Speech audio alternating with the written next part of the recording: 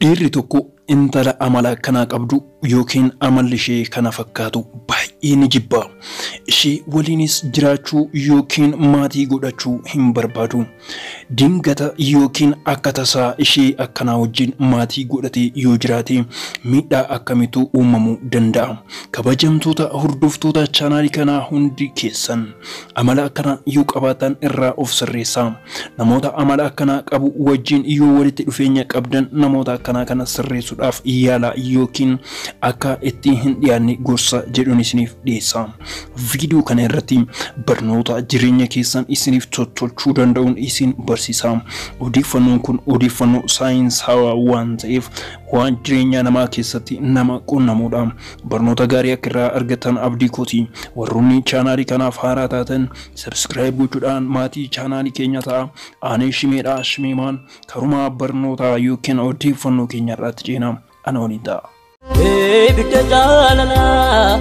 Ibidda jaalala narraan damne narratti qabsiste eenyu qaba jettee. Ilmi dhiiraa akka leencaa yookiin akka qeerransaa ta'ee uumamuutu mala. Haa ta'u malee qeerransummaansaa yookiin leencummaansaa dubartoota biratti miti. Ilmi dhiiraa shamarraniin baay'ee mo'atama. Baay'ee ni kufa. Jaalalaanis baay'ee miidhama. Harkasaas ni kenna. Haa ta'u malee dhiira biraatiif harka hin kennu. Gonkumaa maatiinsaa kan mo'achuu hin dandeenye jaalaleensaa kan durbaa ni mo'atti. Kabajamtoota hordoftoota chaanaalii keenyaa dhiironni baay'ee lolaa ta'anii yookiin amalli isaanii baay'ee namootatti hin dhiyaanne jaalalaan baay'ee ni kufu. Haa ta'u malee gaafa garaa jabaatan namoota baay'ee badaa ta'u. Dhiironni akkana garaa laafan kan jaalalaan baay'ee kufan waan akkamiitu garaa isaanii kutuu danda'a yookiin garaa akka namatti jabaatan isaan gochuu danda'a.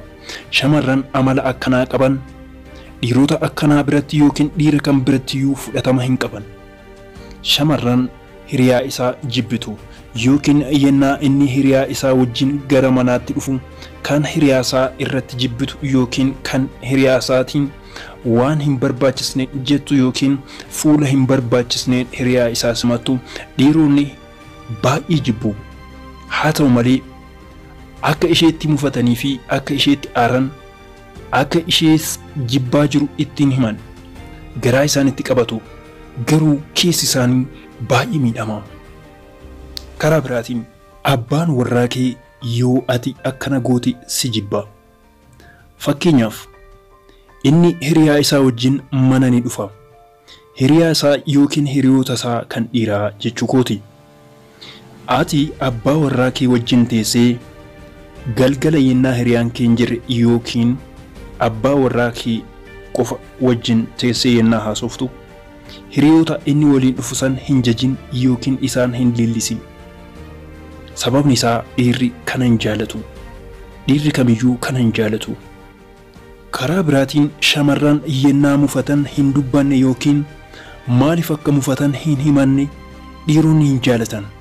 Fakkeenyaaf yennaa inni alaa galu ati yoo calliste maali rakkoo jira yoo siin jedhe yookiin maal taati yoo siin jedhe rakkoo san ibsuun dirqama keeti. Kun ta'uu baannaan dhiironni waan kam caalaa shamarran deebii isaaniif hin deebisne ni jibbu. Sababni isaa ilmi dhiiraa yeroo hedduu yaaddoodhaan waan dabarsuuf. Akka aadaa biyya keenyattis yookiin haaluma uumamaattuu dhiironni maatii isaanii dirqama hoogganuu ni qabu. Kanaaf baay'ee itti yaaduu baay'ee faajuu sammuun isaanii iddoo tokko qofa hin oolu. Kanaaf shamarran dhiirotaaf hubannoo guddaa yookiin boqannaa guddaa kennuufii qabu. Shamarran yennaa mufatan hin dubbanne dhiironni haalaan ni jibbu. Sababni isaa shamarran yeroo hedduu wantoonni namatti hin dubbanneef yookiin waan mufatan san kan namatti hin himneef shamarran akka ijoollee daa'imaati. Yeroo hundumaa akkuma salphaatti akka ijoollee daa'imaatti bashannanu waan barbaadan argachuu yookiin waan haaraa argachuu fedhu. Dhiironni immoo faallaa kanaati. Karaa biraatiin dhiironni shamarran maatii ofii leellisan hin jaalatan. Fakkeenyaaf Abbaan warraa kee yennaa ati abbaa kee itti jajju yookiin obboleessa kee, eessuma kee, haadha kee, obboleettii kee nama qabeenya qabu yookiin nama barnootaan isa caalu yookiin immoo nama karaa kamiiniyyuu isa caaluu danda'u maatii kee keessaa kaastee isa biratti yoo yeroo hundumaa ni jajja ta'e dhiirri gonkumaa kana sirraa dhaga'uu hin barbaadu. Kanaan baay'ee sitti mufata. Dhiirri tokko karaa dinagdeetiin yookiin karaa maallaqaatiin shamarran akkamii jibba? Fakkeenyaaf dhiirri tokko shamarran baay'ee garaa jabaattu hin jaalatu yookiin kan namatti jallattu kan namaaf waan qabdurraa waa hin gooneef hin jaalatu. Haa ta'u malee shamarran baay'ee garaa laaftuu fi waan qabdu hanga barbaachisu ol kaastee nama birootiif kennitus hin jaalatu. Kan garaa laaftus kan garaa jabaattus yoo kan jibbu ta'e maaltu ta'uudhaaf deema? Shamarran noormaalii jaalata. Shamarran noormaalii jechuun waan barbaachisu qofa hanga barbaachisu qofaan kan gochuu dandeessu. Dhiirri tokko shamarran wajjin erga walitti dhufee booda jireenya isaanii keessatti wanti isaan wal jibbisiisuu danda'u tokko dinagdee isaaniiti. Dhiironni yeroo hedduu qabeenya erga walitti qabatanii booda karaa gaa'ilaatti seenu. Gaafa karaa gaa'ilaatti seenan booda maatii haaraatu dhufa. Nama amala haaraa qabutu dhufa. Namni amala haaraa qabu sun yoo si ta'e wantoota akkanaa irraa of eeggadhu. Mallaqa kaastee nama tokkoof hin kennin yookiin hin liqeessin. Sababni isaa mallaqa san isatu hojjetee fide.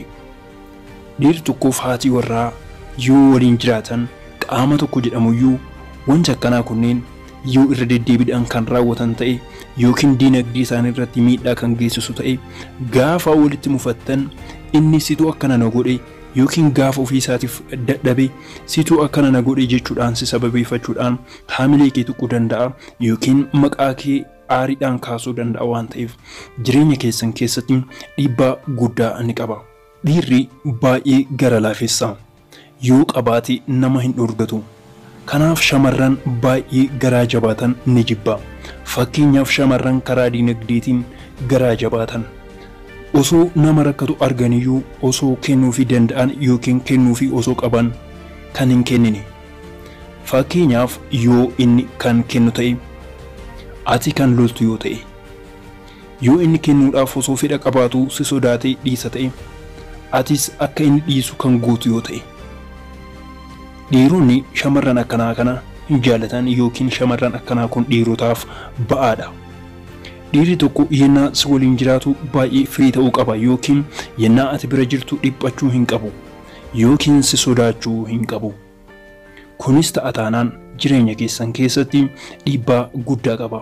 Yeroo jalqaba dhiiraan walitti dhuftu dogongoroota akkanaa kana irraa of eeggadhu. Dogongora kana raawwatti taanaan jireenya kee guutuu keessatti abbaan warraa kee waan sammuu isaa keessaa hin banne yookiin ilaalcha siif hin barbaachisne siif qabatee taa'a. Yeroo jalqaba walitti dhuftan abbaan warraa kee yeroo jalqabaa waan ta'eef baay'ee si bashannansiisuu danda'a yookiin wantoota gatiin isaanii baay'ee widdii ta'e yookiin baay'ee qaalii ta'e siif bituu danda'a. Yennaa inni si bashannansiisuudhaaf iddoo fagoo yookiin iddoo gatii guddaa isa kafalchiisu si geessu diduu qabda. Sababni isaa dhiironni osoo fedhiin qabaatiin waan kana godhu. Yeroo kamiyyuu osoo fedhiin qabaatiin waan kana godhu. Dhiirri tokko waan gatiin isaa guddaa ta'e siif bituudhaaf yaaduu danda'a. Haa ta'u malee akka inni siif hin binne yookiin waan san siif hin goone ati dhorkuu qabda. Sana booda erga ati dhorgitee booda inni kan siif godhu yoo ta'e baay'ee gaariidha. San booda inni ilaalcha siif qabaatu sin qabu yookiin waan badaa sammuu isaa keessatti hin hambifatu.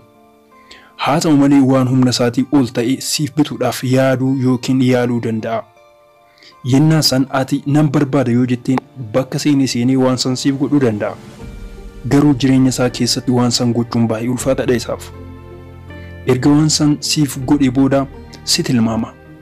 Kanaaf dogongora akkanaa irraa of eeggadhu. Dhiironni shamarran akkanaatis hin jaalatan. Nama akkanaa wajjin hin deemin kan jettu, maaliif yeroodhaan hin galin kan jettu, Maaliif xiree irratti hin dhufin? Maaliif laaqana irratti hin argamin? Maaliif buna irratti hin argamin? Maaliif akkana godhin? Maaliif akkas hin godhin kan jechuu baay'istu hin jaalatan. Haa ta'u malee jechoonni kunneen barbaachisoo ta'uu danda'u. Barbaachisoos yoo ta'e suuta jechuudhaan gatta'anii haasa'uu qabu. Salphumatti maaliif akkana hin ta'in? Maaliif akkas hin ta'in? Waliin jechuudhaan walitti bu'iinsatu uumamuudhaaf mala.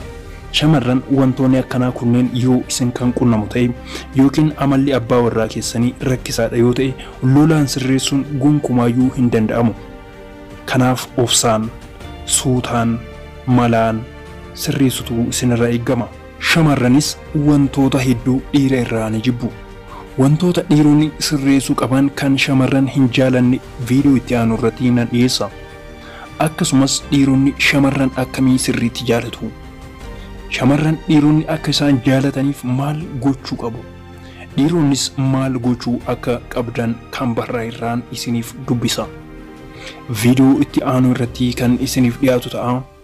Viidiyoo kanarraa yaada argattan yookiin gorsa argattan koomentii jalatti naaf barreessaa yookiin waan ani sirreessuu qabu waan ani isiniif dhiyeessuu qabu natti himaa. Viidiyoowwan itti aanan irratti hojjetamanii kan isiniif dhiyaatan yoo ta'u kanarraa kanaan raawwanneerra.